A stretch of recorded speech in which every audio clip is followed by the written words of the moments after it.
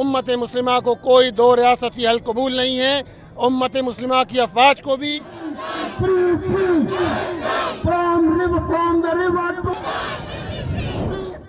Baru sehari gencatan senjata antara Palestina dan Israel diumumkan, tepatnya pada tanggal 20 Januari 2025. Israel sudah kembali berulah. Padahal, belum genap 24 jam sejak tahanan politik Palestina pertama dibebaskan. Pasukan Israel justru menahan lebih dari 60 warga Palestina di Azun, sebuah kota di tepi barat.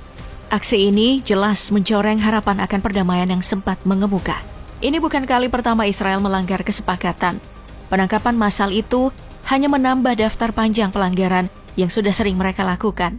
Wajar saja jika warga Palestina kembali marah. Meski kecaman dari berbagai negara terus mengalir, Israel seolah tak peduli dan terus bertindak sesuka hati. Di tengah situasi yang mencekam, ada kisah pilu yang membuat hati siapapun tersayat. Ahmed Obedi, seorang ayah biasa dari Jenin, tepi barat, tewas ditembak pasukan Israel saat sedang menjemput anaknya pulang sekolah.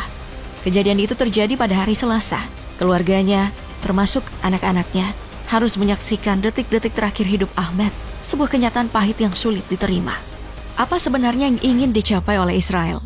Dengan terus mengabaikan gencatan senjata dan bertindak sewenang-wenang, mereka bukan hanya menyakiti Palestina. Negara-negara yang selama ini mendukung kemerdekaan Palestina pun semakin geram. Salah satu yang paling vokal adalah Iran.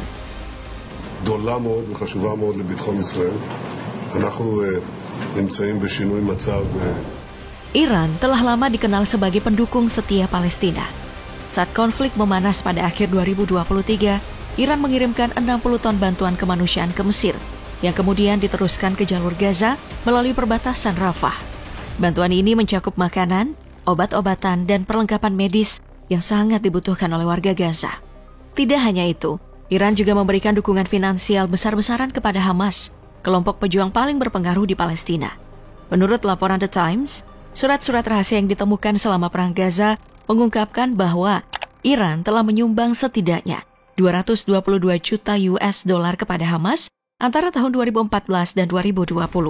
Surat-surat itu juga menunjukkan adanya komunikasi intensif antara pimpinan Hamas dan pemerintah Iran. Dukungan Iran terhadap Palestina selama ini membuat mereka menyambut baik gencatan senjata antara Israel dan Hamas di jalur Gaza.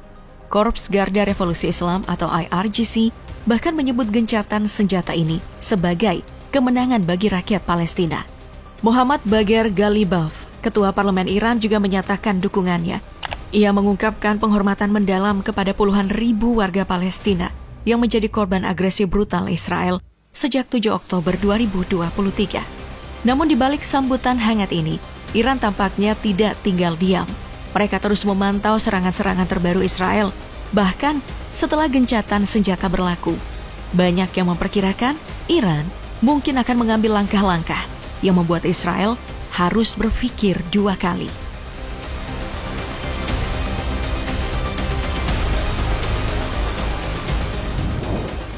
Iran tidak berjalan sendiri. Di belakangnya ada Rusia, negara besar yang memberikan sokongan kuat. Hubungan kedua negara ini semakin erat karena keduanya memiliki kepentingan strategis yang saling menguntungkan. Kerjasama Rusia dan Iran sudah terjalin lama, terutama di bidang militer. Moskow dan Teheran saling bertukar pasokan senjata untuk menghadapi musuh mereka. Sebuah laporan dari Washington Post mengungkapkan bahwa pada Maret 2024, sebuah perusahaan senjata nuklir mengundang delegasi Iran untuk tur eksklusif di balik senjata mereka. Pabrik tersebut bernama NPP Start, berlokasi di Yekaterinburg. Di sana mereka memproduksi berbagai senjata canggih, termasuk peluncur bergerak dan komponen untuk sistem pertahanan udara seperti S-400. Menurut analis militer, sistem ini mampu mendeteksi dan menghancurkan jet tempur siluman milik Israel dan sekutunya, Amerika Serikat.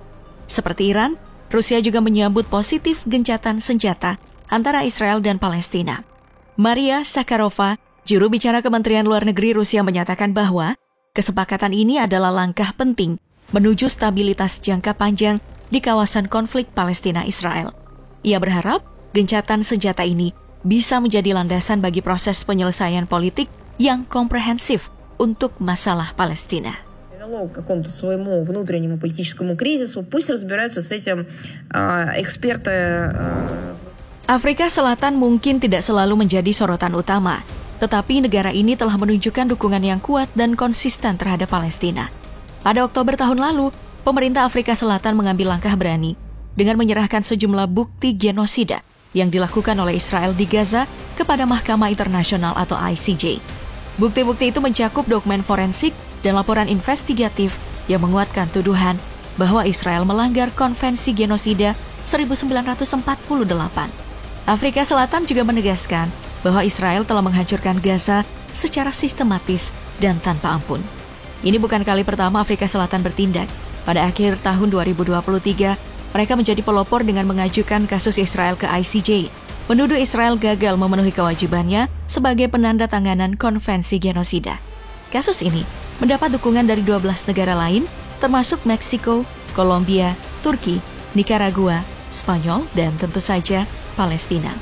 Sidang publik pertama kasus ini digelar pada Januari 2024. Pada Mei tahun 2024, ICJ akhirnya mengeluarkan putusan sela, memerintahkan Israel untuk menghentikan serangan militernya di Rafah, Gaza Selatan. Tujuannya jelas, mengurangi korban sipil.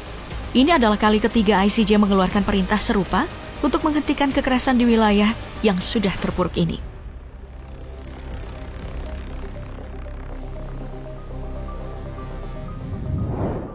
Meski tidak terlibat langsung dalam konflik, Indonesia tetap konsisten mendukung Palestina.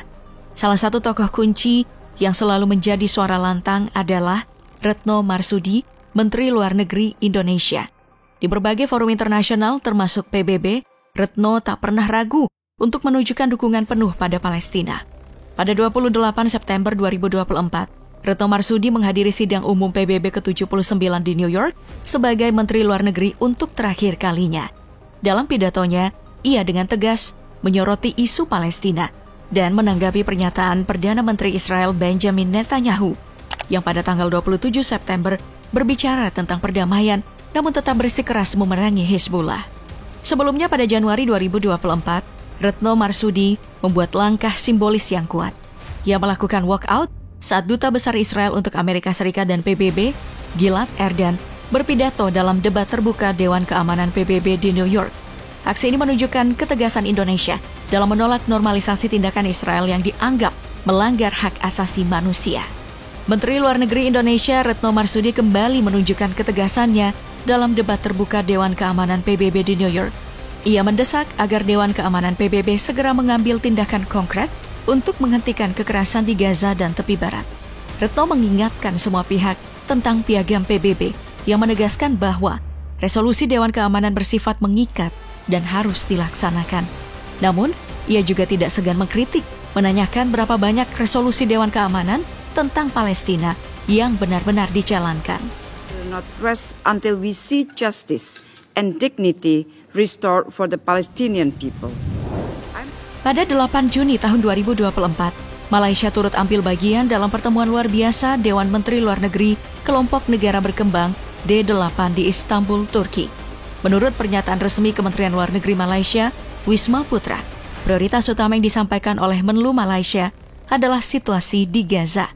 Mereka mendukung seruan gencatan senjata permanen dan efektif, termasuk proposal 3 fase yang baru saja diumumkan oleh Amerika Serikat. Dalam pertemuan tersebut, Menlu Malaysia juga bertemu dengan Menteri Luar Negeri Turki Hakan Fidan.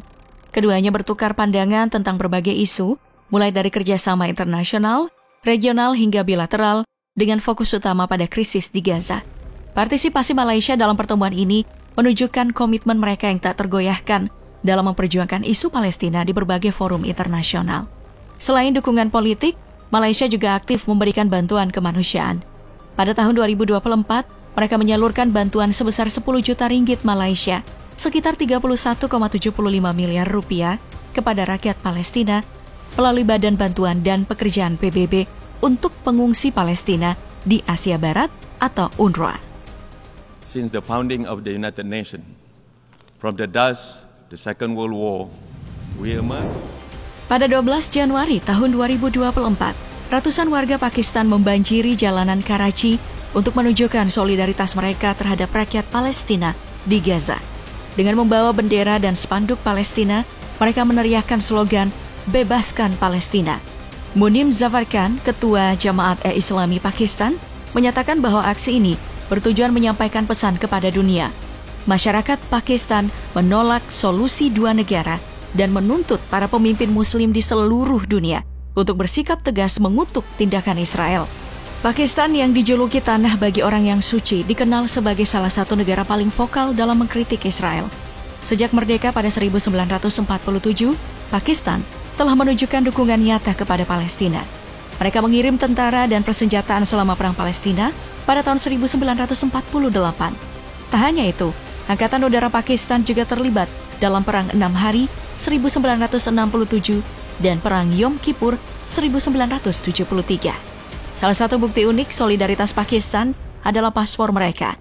Di halaman depan tertulis jelas, paspor ini berlaku untuk semua negara di dunia kecuali Israel.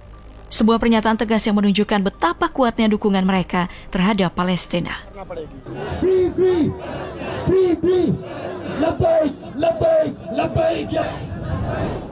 Bolivia muncul sebagai salah satu negara yang memberikan dukungan penuh, yang menjadi negara pertama di dunia yang memutuskan hubungan diplomatiknya dengan Israel saat perang Israel dan Hamas pecah pada Oktober tahun 2023 lalu. Padahal, pada tahun 2019 lalu, Bolivia baru mengumumkan pemulihan hubungannya dengan Israel. Menteri Kepresidenan Bolivia Marianela Prada pada November tahun 2023 mengumumkan bahwa negaranya mengirimkan sejumlah bantuan kemanusiaan ke Gaza. Mereka dengan tegas menuntut diakhirinya serangan di jalur Gaza yang pada waktu itu telah menyebabkan kematian ribuan warga sipil dan memaksa ribuan warga Palestina untuk tinggal di pengungsian. No son los fascistas, que nuestro peor enemigo es el miedo. Y eso fue. Walaupun Turki merupakan negara yang terlibat dalam konflik dengan Suriah era rezim Assad yang juga pro-Palestina, Presiden Turki Erdogan juga kerap menjadi garda terdepan dalam orasi pro-Palestina. Selain itu, pada November tahun 2024, pemerintah Turki mengatakan bahwa mereka telah memutuskan semua hubungan diplomatiknya dengan Israel. Berdasarkan informasi Middle East Eye, Erdogan juga menegaskan bahwa Turki tidak akan pernah kembali untuk menormalisasi hubungannya dengan Israel di kemudian hari. Hal ini dapat diartikan bahwa akan sulit bagi Israel memiliki kerjasama dengan Turki, sebab Turki memihak Palestina.